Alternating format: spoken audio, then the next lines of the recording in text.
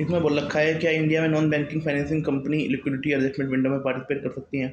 भाई जो primary dealer के रूप में रजिस्टर है वो कर सकती है। फॉरेन इंस्टीट्यूशनल इन्वेस्टर हाँ भाई ले सकते हैं government security. Indian stock exchange वो ऑफर करता है। एक सेपरेट ट्रेडिंग प्लेटफॉर्म हाँ भाई करता है। जैसे इसका नाम है डेट सेगमेंट और debt market place platform.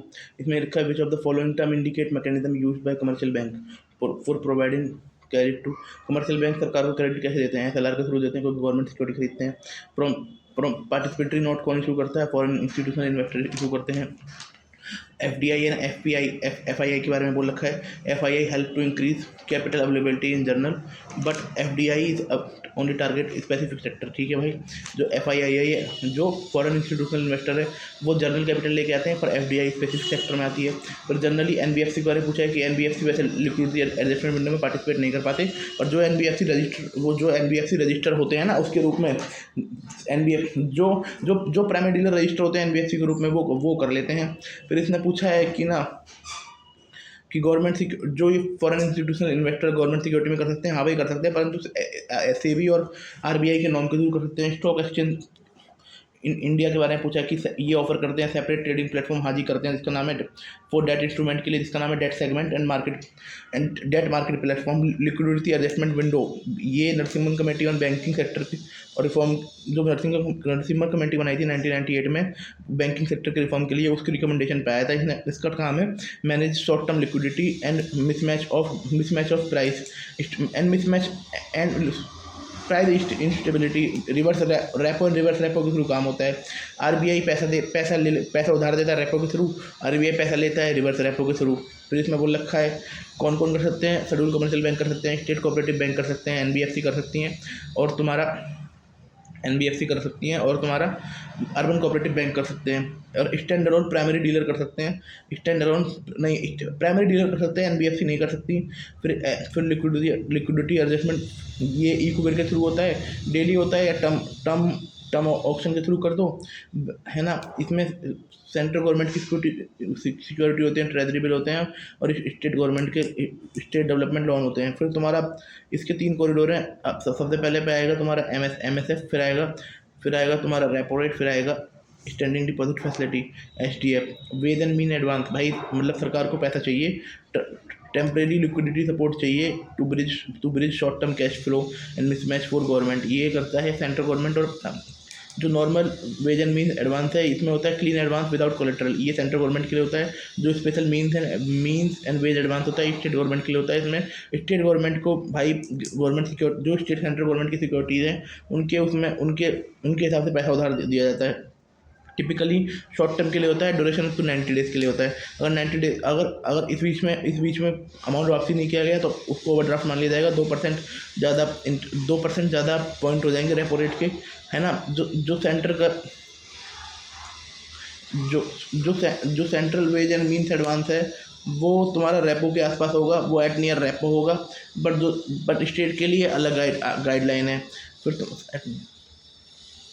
Repo rate होगा सेंटर के लिए, पर स्टेट के लिए अलग गाइडलाइन है। सेंटर 50,000 करोड़ रुपये उठा सकता है, स्टेट जितनी औकात है वो उठा सकता है। स्टैंडिंग डिपॉजिट फैसिलिटी अप्रैल 2022 में आई थी। सरप्लस लिक्विडिटी को एब्जॉर्ब करने के लिए आई थी विदाउट कोलेट्रल। ठीक है, ये इसमें क्या होता है, schedule commercial bank, state cooperative bank, stand alone primary dealer और वो अर्बन कोऑपरेटिव बैंक। ओवरनाइट के लिए होता है direct placement with RBI from E-Kuber platform. ये इंप्रूव करता है लिक्विडिटी एब्जॉर्प्शन को विदाउट मतलब कोई कोलेट्रल नहीं देना पड़ता। ओपन मार्केट ऑपरेशन में अगर आरबीआई को लिक्विडिटी बेचनी वो करनी है तो आरबीआई बाई कर लेगा, पैसा दे देगा। और आरबीआई को कम करना है तो आरबीआई सेल कर देगा। और ऑपरेशन ट्विस्ट में क्या होता है, शॉर्ट टर्म लिक्विडिटी खरीदते हैं, लॉन्ग टर्म बेचते हैं, लॉन्ग टर्म खरीद लेते हैं। इसमें शेड्यूल कमर्स इसमें सब कर सकते हैं भाई। रिटेल डायरेक्ट जीसैक 2021 में आया था। आपको आरबीआई के पोर्टल पर एक जाके अकाउंट खुलवाना होगा और फिर उस अकाउंट को आपको कनेक्ट करवाना होगा अपने सेविंग अकाउंट से, फिर आप कर सकते हो। फिर वो जो सब हैं ट्रेजरी बिल, फिर एक नॉन कॉम्पिटिटिव बिडिंग होगी। सेकेंडरी मार्केट आपका आरबीआई एनडीएस में होगा। कोई आपका अकाउंट खोलने का सिस्टम नहीं है। सेटलमेंट होगा ई-कुबेर प्लेटफॉर्म के थ्रू। है ना। और मैं एक बात और भूल गया, मैं जो एनआरआई भी इसमें कर सकते हैं, पर फेमा के एंटर करेंगे। एनआरआई सोवरेन गोल्ड बॉन्ड में नहीं इन्वेस्ट कर सकते, और ना ही फ्लोटिंग रेट बॉन्ड में, ठीक, इनमें इनमें कर सकते। ठीक है। अब ट्रेजरी सिंगल अकाउंट, TSA, ये एक अकाउंट खोलने की बात हो रही है पूरे देश में। सरकार का एक ही अकाउंट होगा। शुरुआत की गई थी ICMR से फरवरी 2019 में। फिजिकल डिसिप्लिन को, रियल टाइम कैश मॉनिटरिंग को, ये सब करेगा, है ना। डबल काउंटिंग से बचा जाएगा। ट्रेजरी सिंगल अकाउंट RBI के पास होगा, RBI संभालेगा इसे।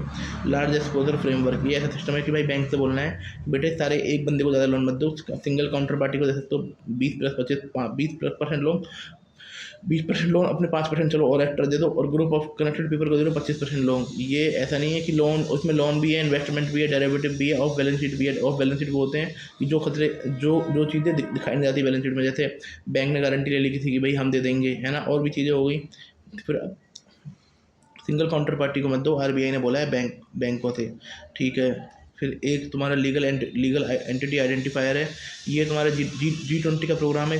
इसमें ये बोल रखा है कि भाई जो भी बंदा है उसको हर 20 ग्लोबल डिजिट का वो लेना पड़ेगा, 20 कैरेक्टर का आइडेंटिफायर लेना पड़ेगा। और ये इसके लिए फाइनेंशियल स्टेबिलिटी बोर्ड बनाया जाएगा, वो बताएगा कि भाई क्या करना है।